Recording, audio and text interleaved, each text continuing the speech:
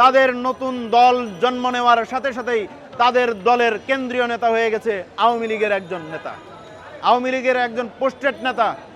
এছাড়া এটাই নয়, বিভিন্ন ক্যাডার, বিভিন্ন পদধারিত ব্যক্তিরা তাদের এই কমিটিতে জেলা কমিটি, উপজেলা কমিটি, কেন্দ্রীয় কমিটি এগুলোতে ইনক্লুড হচ্ছে।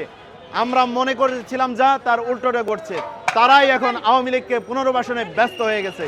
এছাড়াও আমরা কিছু দলকে দেখতে পেরেছি, তারাও আওয়ামী লীগের বিভিন্ন ওয়ার্ড পর্যায়ের, ইউনিয়ন পর্যায়ে এবং জেলা পর্যায়ে তাদের আওয়ামী লীগের নেতাকর্মীদেরকে পুনর্বাসনের কাজে পাগল হয়ে গেছে।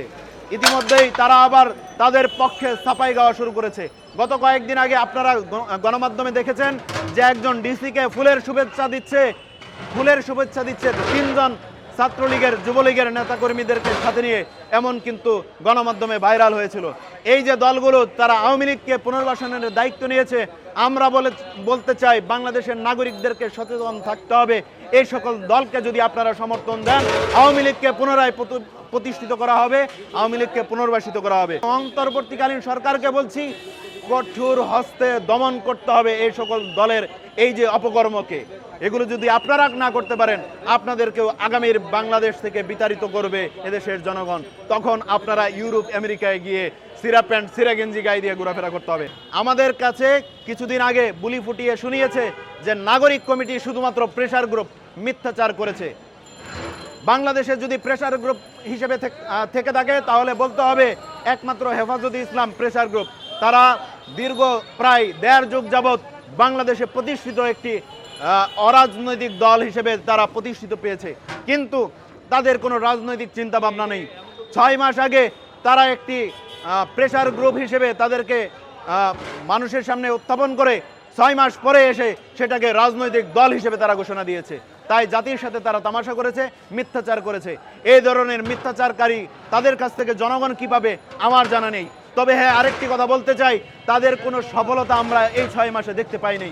আমরা দেখলাম নাহিদ সাহেব, তিনি উপদেষ্টা হলেন, উপদেষ্টা হয়ে উনি কিছুই করতে পারেন নাই।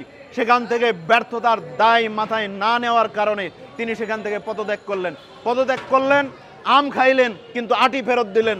সেই জন্য নাহিদ সাহেবকে বলতে চাই, আপনি আম খাইয়ে আটি ফেরত দিচ্ছেন বড় ধরনের ক্ষমতা দখল করবার জন্য। সেই স্বপ্নে আপনারও ক্ষমতার লোভ আছে, সেই জন্য আপনি সংক্ষিপ্ত সময়ের উপদেষ্টা না হয়ে, মন্ত্রী না হয়ে 5 বছরের জন্য মন্ত্রী হতে চান। সেই স্বপ্নই বিভোর হয়ে আমাদেরকে ব্লেম দিয়ে আপনারাই আবার সেই স্বপ্ন বাস্তবায়ন করার চেষ্টা করছেন। তবে হ্যাঁ, আরেকটা কথা বলতে চাই যে জুলাই ফাউন্ডেশনের দায়িত্ব নিয়েছিল সার্জিস আলম, আম খায়া আটি ফেরত দিয়েছে। 12 দিন পরে আমরা জানতে পেরেছি সে পদত্যাগ করেছে। এই ধরনের আম খায়া আটি ফেরত দেওয়া ব্যক্তিদেরকে যদি জনগণ বিশ্বাস করে এবং সামনে ক্ষমতায় আনতে চায়, তাহলে আমরা মনে করি জনগণের সাথেও তারা প্রতারণা করবে।